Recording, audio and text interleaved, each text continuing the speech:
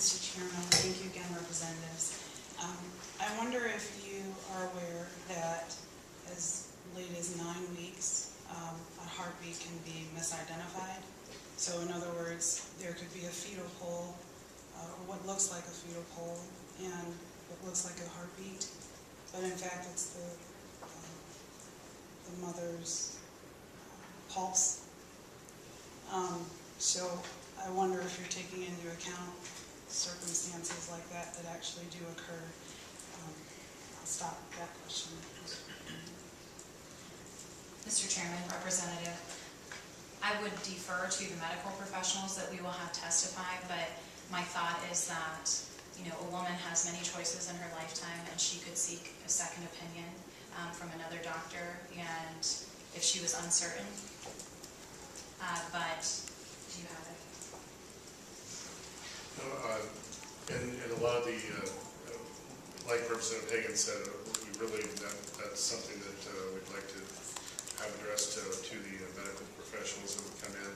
But certainly there are means of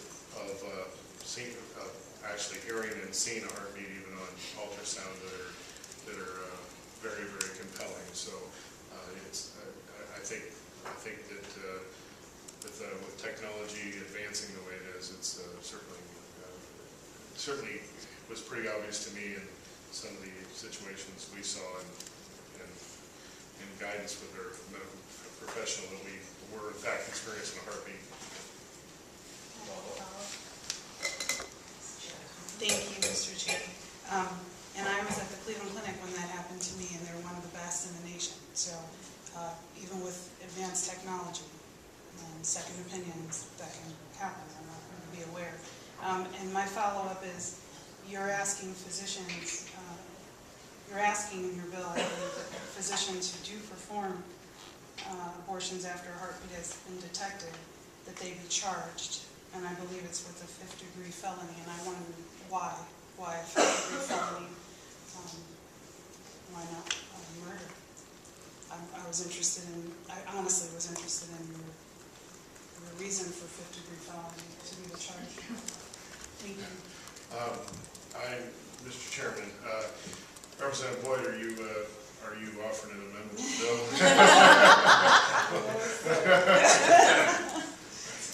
So yeah, no, that was making a 5th-degree felony. We felt was a penalty that would be a deterrent to certainly a deterrent to someone who is in business to do this, to keep from performing abortion after a heartbeat is detected. I am certainly not opposed, if it's the committee's will, to increase the penalty. You certainly will not have any opposition for that. Last follow-up. We'll come back. Okay. I'm not sure that was his intention. Anyway. Chairman Boyce. Thank you, Mr. Chairman. I'm curious, does the bill, and I know the answer to this, but that's the way I asking the question, does the bill take into account, or have you taken into account in drafting the bill, rape or ancestral rape, or something where there's a violent scenario and a female becomes pregnant? And there are a number of other issues linked to the pregnancy from venereal diseases and situations that could be harmful to bloodborne issues that might be an issue.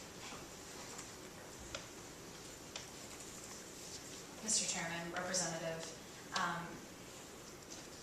when we brought this bill to you, we didn't believe it would lack emotion or, you know, personal circumstances. That's why we're also deeply convicted of the things that we believe. And I would just share with you, because I don't believe that my mother would be excited to talk about this, but that my mother was a victim of rape growing up. And so it's not something I take lightly at all. I just want you to know that first and foremost. But the bill, being what it is, would suggest that the woman would have the opportunity to address the situation very early on in the pregnancy. and thus is not necessary for the point of defending human life, the fetal heartbeat detection, because she would already have that opportunity previous to the point of fetal heartbeat detection.